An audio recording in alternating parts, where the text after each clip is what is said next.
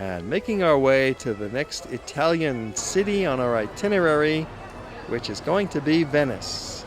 Takes about 4 hours altogether, traveling from Florence to Venice, and it's a very comfortable ride.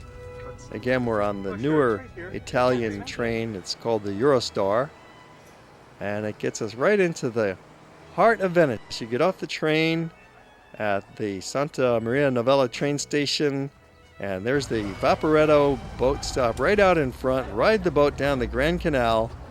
We're getting off at Giglio, and then it's a short walk from here to our hotel right in the heart of the San Marco district of Venice, right in the middle of town. You do a lot of walking when you're in Venice because they don't have cars, they don't have wheels, no taxis.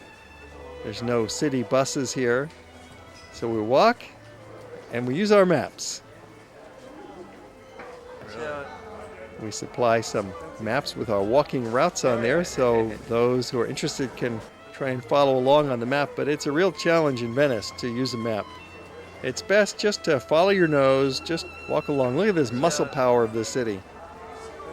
Everything in Venice is delivered ultimately by hand. That's why it's a slightly expensive city. All the food is brought in by hand, the goods are brought in by hand. They don't have any trucks to supply the shops here. And always there's ice cream. It's the gelato of Italy. Yeah, keep going for it. Much different than our American ice cream. There it's served at a great temperature where it's nice and soft and easy to eat. Very rich. One of the mask shops of the city. And now we'll take you into the Church of the Frari. It was built in the Gothic style between 1340 and 1443. It's one of the largest churches in Venice. Walking through the wooden carved stalls of the choir. This is a fabulous church. It has some important artistic treasures, including the Assumption of the Virgin by Titian. And there's a beautiful painting by Bellini. Notice the pointed Gothic arches. It's a good place to sit down and rest as well. Then we continue along on our walking tour of Venice.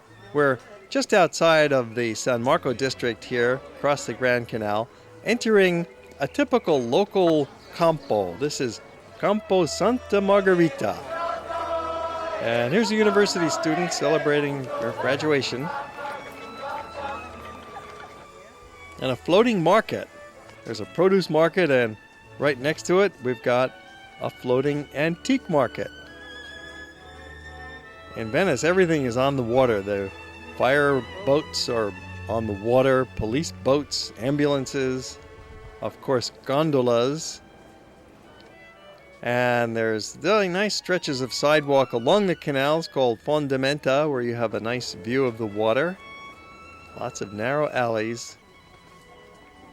Trucking along over the Accademia Bridge with a spectacular view looking down to Santa Maria della Salute at the beginning of the Grand Canal. Great spot for a photo op.